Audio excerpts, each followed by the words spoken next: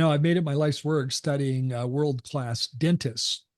And I always have to be careful using absolutes, like always or never. Rarely is something always, and rarely is something never. But I'm going to go ahead and use an absolute here because I cannot think of a world-class dentist that I have met or I've worked with in a coaching capacity that has not had confidence. I've not met that person. Perhaps they do exist, but I've never met that person. Confidence is a thread among world-class dentists. It's confidence. Gary, I have a question for you. You have seen doctors develop, right? I bet you met somebody as a 27-year-old, right? And then you have seen them, over 10, 20, 30 years. Well, Is remember in dental school, I've been teaching in dental school. I meet him as 23-year-old. 23-year-olds. So my question is confidence either people are born with it, or do you see doctors actually learn confidence, It's master both confidence? Okay. as well. Now, there certainly is a genetic component to confidence. Some people are born with more confidence than others. It's just in their DNA. Uh, Mm, I think of my own children. Teresa and I will be married 42 years this coming August. We have three adult kids, three daughters and a son. And I think of one of my daughters whose birthday happens to be tomorrow. So I'm thinking about her a little bit. And Alexis was born with confidence. She was absolutely born with confidence from the time, you know, she was moving around. This was a young child that had confidence. She would figure out how to do things. And it was something that has been a thread throughout her life, that she figures things out, and she has confidence. But the reality is, confidence is also a skill set that can be developed. It absolutely can be developed. So if you happen to be the type of individual that did not get the confidence, DNA, no gene. worries. You can develop it. You can absolutely develop it. And you could be someone that maybe struggled with some confidence, but then you overcame that and you learned how to develop your own confidence over time. And then there's other situations where people can be confident in some situations and then lack confidence in others. Can you Um, give me an example? Like when yeah, you and said an example would be a dentist. I'll stick to our theme with dentistry. An example might be someone that the dentist, he or she naturally has confidence, but when it comes to presenting dentistry, maybe they have experienced a lot of rejection mm, in patients, just no thanks, I'm not interested. That over time, that becomes kind of like the snowball rolling downhill to where they don't feel confident presenting ideal care mm, because they've hit the brick wall so many times. Other aspects of life, they're entirely confident. Maybe a dentist that is skilled in the kitchen. Maybe he or she is a good cook, good chef, and they're very confident in the kitchen. But when it comes to presenting ideal dentistry, they feel they lack that because of some experiences they've had in their practice. That's someone that could absolutely, you can develop that confidence, and it can be developed. But the confidence is something for sure that can be developed. The other thing I want to point out as we get into this is there's a fine line between confidence and arrogance. Confidence is good. Arrogance, not good. Confidence draws people to you. It draws team members to you. It draws patients to you. Um, Arrogance pushes people away. Do you see that, Aaron? absolutely, absolutely, Gary. And I was thinking about confidence. For me, if I believe in something and I have clarity in my mind, it automatically helps me be confident. If I'm not really clear about something, I don't have clarity in my mind. I think I was probably born with a little bit of confidence even as a child. I just believed in myself and so forth. But even then, like you said, there's a degree of confidence depending on situations. It comes in degrees. Yeah. It does come in degrees. Well, what does it look like? So, what does confidence look like? What I'm going to do is share the 10 characteristics of a confident person. The Mm, 10 characteristics. Um, this is in the literature.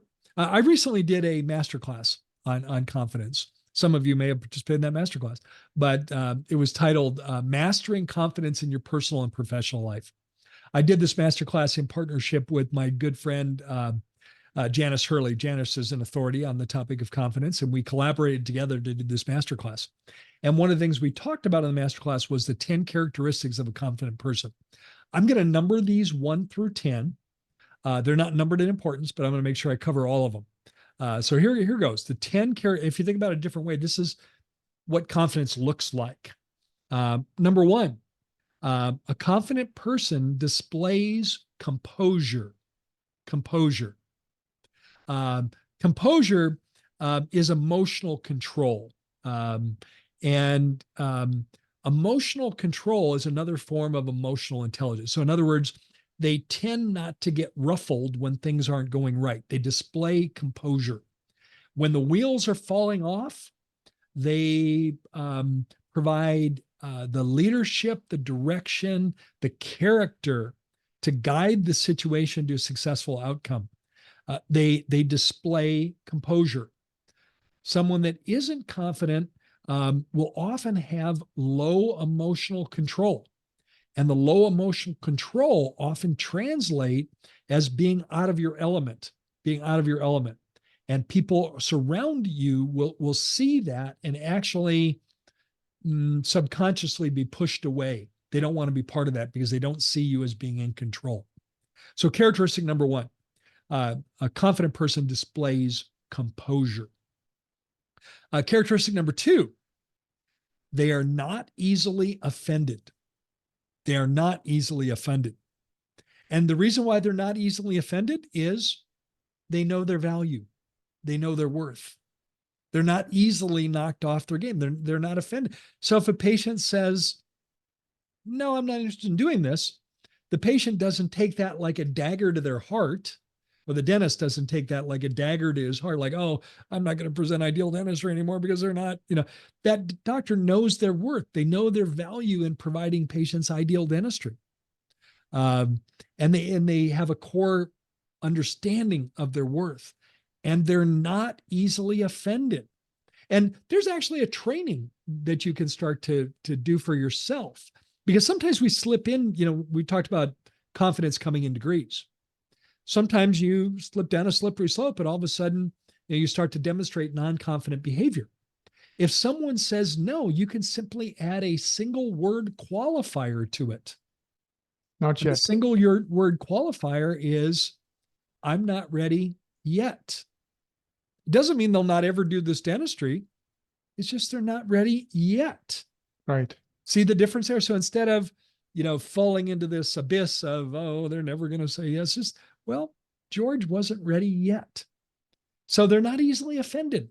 They know. And their also, worth. I think the ones for this particular one, at least, if they really believe in who they are and what they're doing and the good it does, it's not about whether they accept it or not. It's like, I'm going to take care of everyone the way I'm going to take care of my mom, where I'm going to take care of my brother. If they Right. want to choose to take my recommendation or not, that's up to them based on their life situation, financial situation, whatever else that might be going on. So my confidence doesn't come from third parties versus it comes from within, comes Internal. from my mission Yeah. and my belief. Number 3, a third characteristic of a confident person is they speak with authority. It's not wishy-washy. Authority comes with knowledge and experience. And like I mentioned earlier, knowledge is one of the foundations of confidence. I'll talk more about that. Knowledge is one of the foundations of confidence.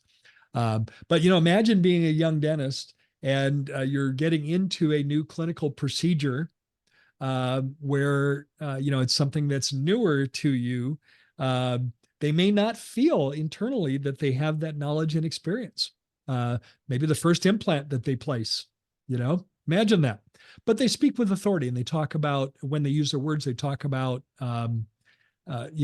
providing patients the care that they would want to receive themselves, providing the patients the kind of care they want to provide to a loved one. And I'm excited about, we can say, I'm excited about providing you with a dental implant to replace that missing tooth, because that's what I would do if my father was in the chair and he had a missing tooth.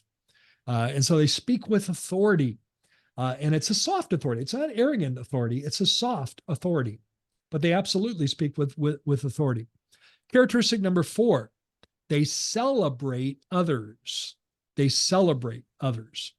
And, I'm a firm believer that people fall into one of two camps when it comes to kind of a life view, overall life view.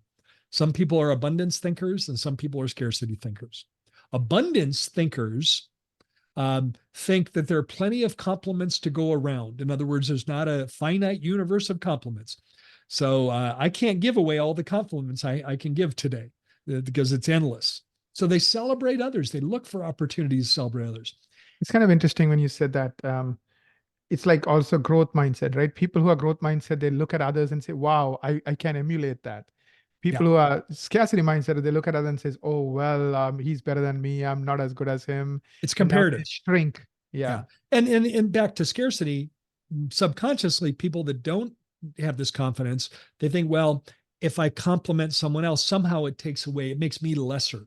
It makes me Right. lesser. But confident people celebrate others, Others. they look for opportunities to celebrate others, and they become champions of celebrating others. Characteristic number 5, they're decisive. Absolutely decisive.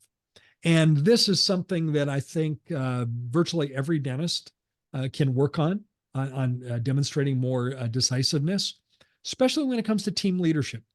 The team will benefit from a decisive leader. And, one of the biggest fuels of procrastination, and procrastination often leads to failure, is indecision. Can I give you a common decision that dentists will be on the fence with and delay making a decision about, Aaron? Go for it, Gary. Someday I'm going to resign from PPO plans. Yes. Someday when I'm ready, I'm going to resign. That's indecisive. Yeah. And it leads to failure and indecision. Instead of, and it could be entirely accurate. I'm not ready to do this now, but we're going to put the steps in place so that we can successfully resign from PPO plans. It's a reframe, but you're decisive. Your team wants decisiveness. And it's like it becomes one of those skill building exercises. The more decisive you are, the more decisive you will be. And one of the things you can do if you feel like decision making isn't a strong suit for you, you can practice making decisions when the stakes are low. When the stakes are low. If someone says, "Hey, Naren, where do you want to go to lunch?" If someone asks you, "Naren, where do you want to go to lunch?" And instead of saying, "I don't care, Gary, wherever you want to go," it's a low. It's the stakes are low. Just decide. Hey, Gary, let's go here. Make a decision. And that becomes a conditioning exercise where you'll be more decisive instead of sitting on the fence and being indecisive. Yeah. Practice making decisions when the stakes are low. Yeah, like for example, some people will talk about stuff, but they never do it, right? So another thing about confidence, I think, is taking action. Let's say in my case, my life is changing, my kids are growing up, I want to build relationships with friends and family. And I said, I'm going to have a dinner with my wife and some other couple every other week, 26 times. I can talk about it and talk about it and talk about it, or I can just make it happen. Just put Or it in you my do it. to-dos, just do it. Yeah. And I think that's where you talk about decisiveness, right? Like it's just taking that action, like taking that Just do it. step. Yeah. Well, you're going to hear that a little bit more